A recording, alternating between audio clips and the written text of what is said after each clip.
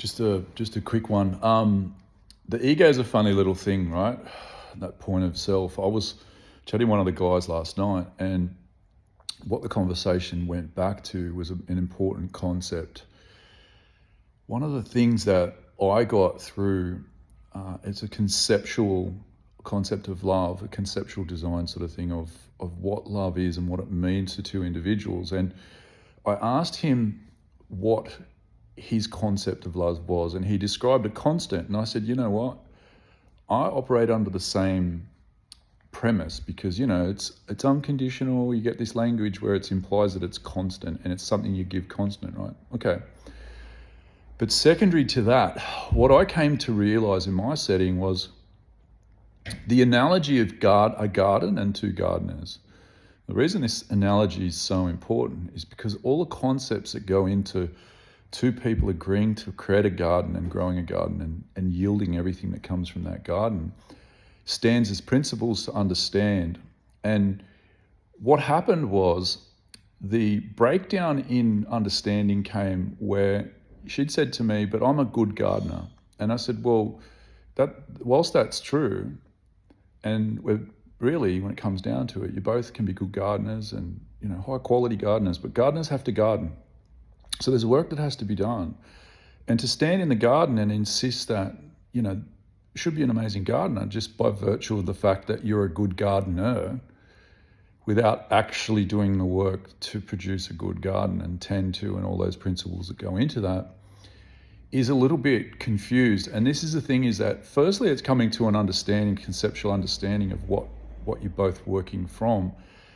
And secondly, it's the understanding of what is or isn't happening. Now, the dynamics that emerge that create this situation of someone, two gardeners and either or both not actually doing the gardening work, is that we resent or we see in the other gardener, the other person, the things that we have pushed away or refused to accept within ourselves.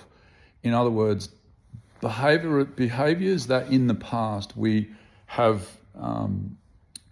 that we have disowned in ourselves. So we said, well, in the past I used to be like this and this and this, and I no longer do that. Therefore, by virtue of that, I'm a better person. Well, by virtue of that, let's just point something out.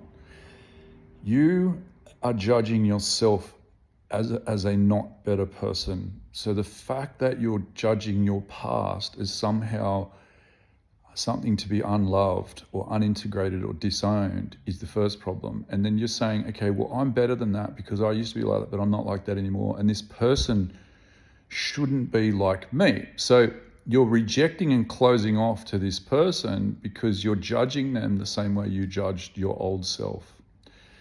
So again, you look across the garden and say, well, this gardener should be doing this, this, and this, but they're not. And I'm going to resent them because they're not, because at the end of the day, they're exactly like me.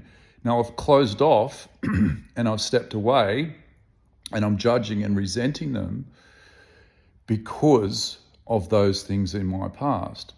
But as well, there's certain things, because if it was just all resentment, you would say, well, this isn't going to work. I'm going to walk out of this garden. I'm out of here. See you later. But for some reason you're staying, and this is where the balance in the universe comes in. Now, the reason where you're staying is because you're projecting your expectations based on something that you've disowned in yourself onto that person as a requirement to not be like you. But secondly, you're looking at other areas of what they do and you say, well, in this area, look, they can, for example, maybe they can dig holes really, really well, and they seem to plant well, and when they really want to get going, they can plant so many and we have so much fruit. Now, they can be a productive gardener when they want to, and the fact that that's there balances out the things that you're projecting where you're judging. So in your mind, you're kind of like, this person, I would commit to this garden if this person changed this and this. In other words, the garden is conditional. So in the beginning, when you say, well, I have unconditional constant love, but you're two gardeners standing in a garden, and it's a conditional garden. So that's not constant. That's not unconditional. That's conditional. Not only that, you've projected your conditions based on your perception of your old self onto them to conform to your current standards based on your old self. You haven't done the work to go back and love your old self and integrate those parts and truly understand and accept yourself. So therefore you're projecting your current version, which is a ego, emotional and ego construct of your current self, onto that person as a requirement for them to be like you, to be equal in this garden. Now, this is the thing. It's never them and always you. And now you can't control them, so let that go.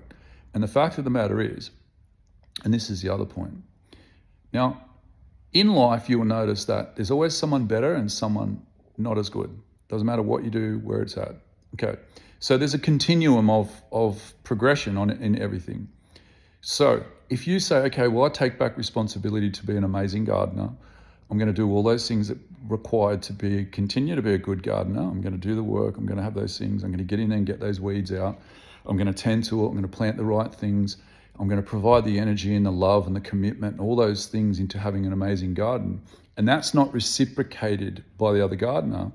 That's fine, because you are demonstrating, not only are you a high quality gardener internally, you're continuing to develop as a gardener and demonstrating that development. And what happens is, this is where it becomes intriguing. The other gardener, the other person in your relationship changes their form to match you, or they move off. Because what you're demonstrating is holding a mirror up to them, and they're seeing in themselves something that they perceive is lackingness in themselves, or they're being reminded that they're not where they need to be.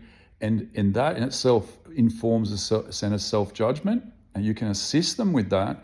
Or alternatively, maybe they're not the ideal gardener for you in your progression. Maybe this garden that you're building is more progressed, more progressional, more conscious, more aware than the previous one. And it's time to get a new partner in a new garden. And with that continuum, and this is where what keeps us locked into that garden in that existing situation and relationship is the fear that there's not another good gardener, or there's this attachment. Now there's this bond. Now the bond comes from an incomplete perception of yourself, not of that person. You have, and I've lived this, I know, this is an incomplete perception of yourself. And when you complete that perception of yourself and you go back into your history and you love those parts and you do that work to integrate self, you come back to that, that loving, grateful, present center, then what you see is reflected in, it's an accurate picture, it's an accurate, wise assessment of this situation.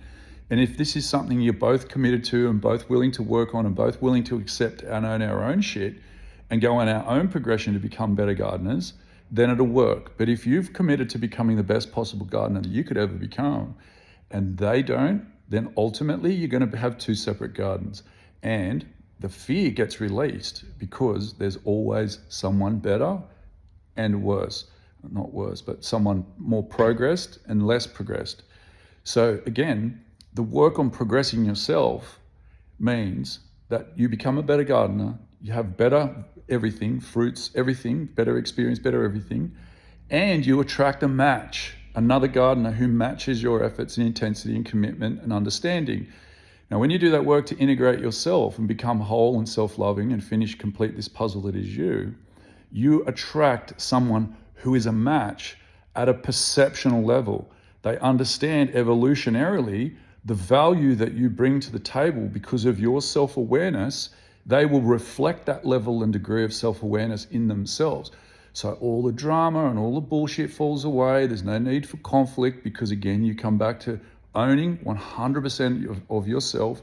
Means the way that you show up in every moment, how you maintain yourself, which is another thing I won't go into right now, but how you maintain your state is reflected in the reflection around you. So again, all the drama and the necessity for that stuff around you goes away because you're maintaining an open state of receiving, not shutting down and judging, receiving within yourself.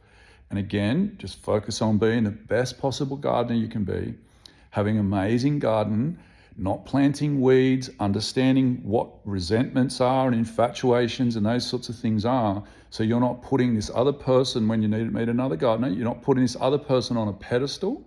You're not imagining that, oh my God, they're so beautiful, but they're a shit gardener.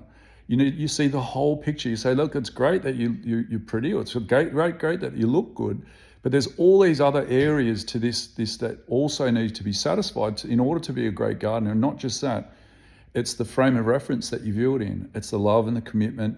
And the thing is, and this is the very core of it, in order to commit to that openness and intention to have an amazing garden, one must bring their heart and for it to be open. Now, in order for that to be maintained, it needs respect. So first and foremost, the garden must be respected. Now, when the garden's respected and two people that consistently demonstrate respect to the garden, it builds trust over time. Respect demonstrated consistently builds trust over time. Now, these are all acts of love, right? Acts of love is a preservation force, not an infatuation force.